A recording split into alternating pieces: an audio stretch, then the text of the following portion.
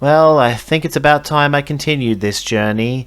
We're going to have to do it without Challenger now, so I'm a little bit disappointed I couldn't get much EXP on Davenport and Snedden, but that's just the way of things worked out. We were constantly battling for a promotion place these past couple of seasons, and if you can get promoted, you should try.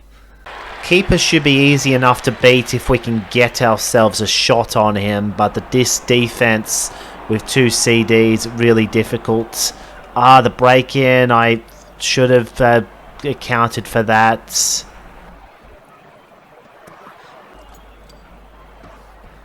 That might have been a mistake. I thought, oh hey, Jerd's got tackling, let's use it. But I could have instead just played these guys offside or something. We'll see what Potter does with it from here. He's probably just going to shoot.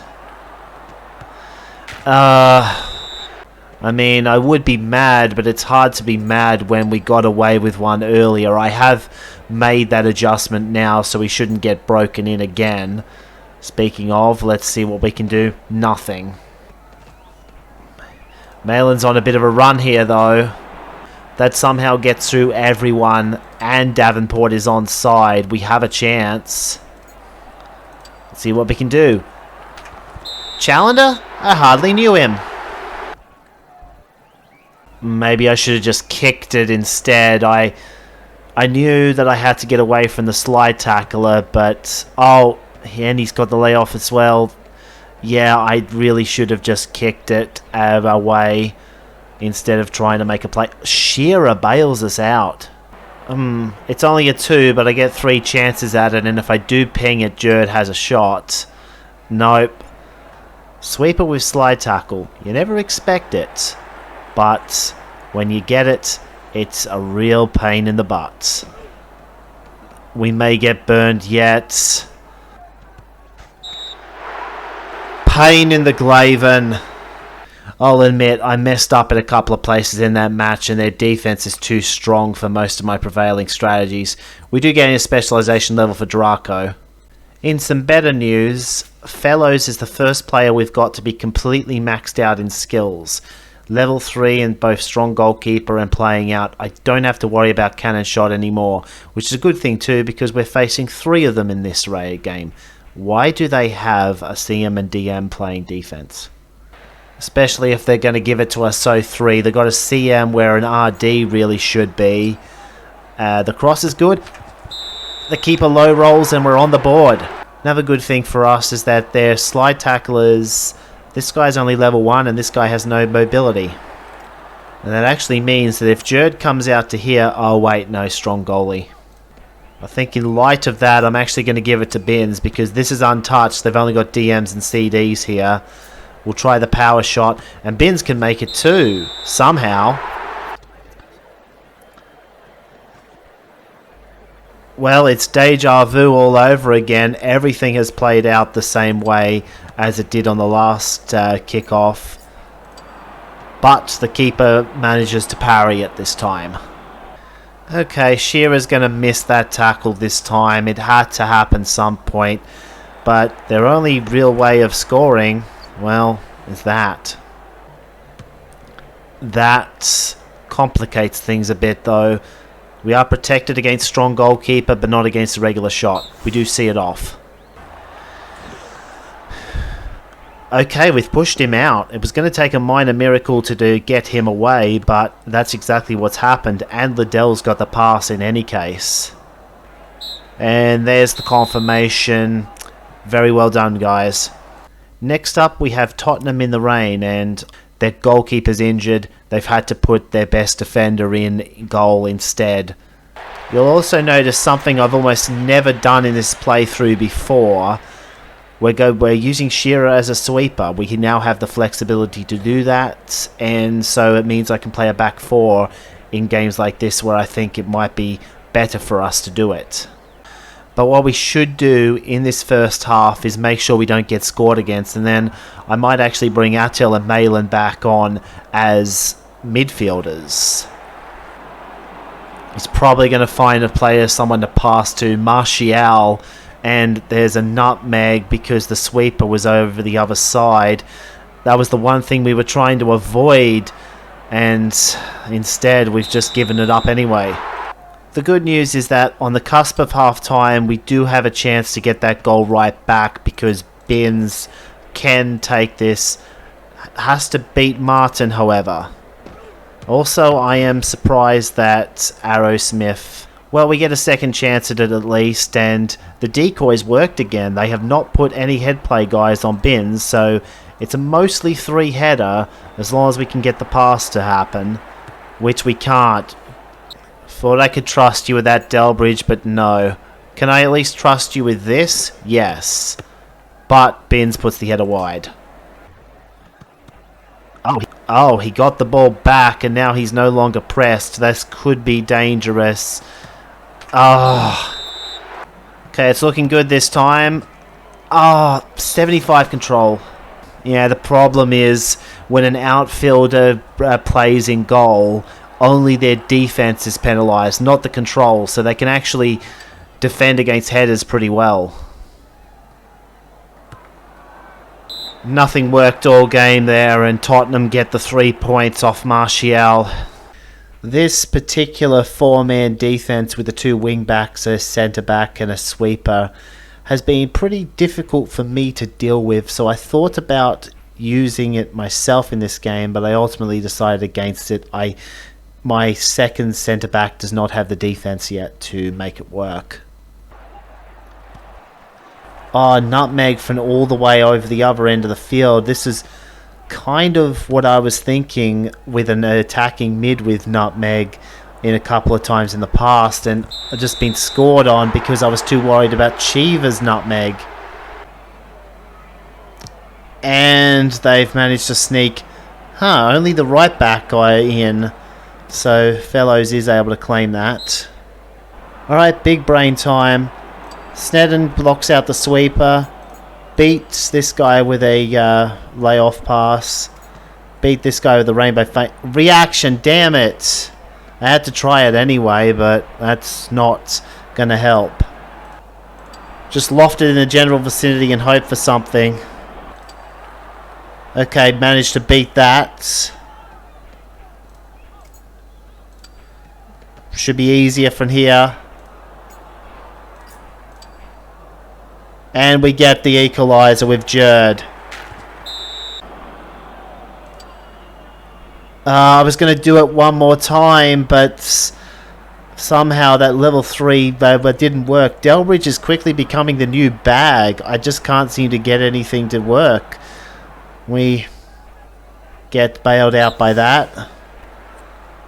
Well, next up we've got Chelsea, and for the third straight game it's going to be raining. This is unfortunately the part where we miss having Challender around because Jerd's tired. We've only got Davenport or Snedden to partner Binns. One thing we have going for us is that Chelsea do not have a slide tackler on the field right now. So if they want to get the ball, they're going to have to do it the old-fashioned way. And that's not an easy task against Attil, who is one of our best controllers on the team. And given how much we hold up play with Attil and Mayfield, it may be in my best interest to start training control with them again because we haven't really needed their defense stat as much in the playthrough. Uh-oh, I gave it to the long passer and they're in. There's a nutmeg coming. No, there's not a nutmeg coming. Oh, they've had so much playmaking ability up front though that we just keep on leaking shots at this end. Thankfully, nothing has gotten through to the keeper so far, but you never know when something might go wrong. You give a team enough chances, then they can score. It doesn't matter how good or bad they are. Case in point, that. We give up a corner here. We're not okay unless Liddell gets the pass, which he does. Liddell is really rock solid in covering for our lack of control. I have at least put everyone offside at this juncture. Okay, that's what they were going for. They were going to try and... Draco has it. Draco doesn't have it. And I subbed off Attil too soon, as this would have been a slide rather than a regular tackle. I don't think it would have made much difference though. Even so, can't say it was the worst of outcomes to hold Chelsea scoreless. They are a good team.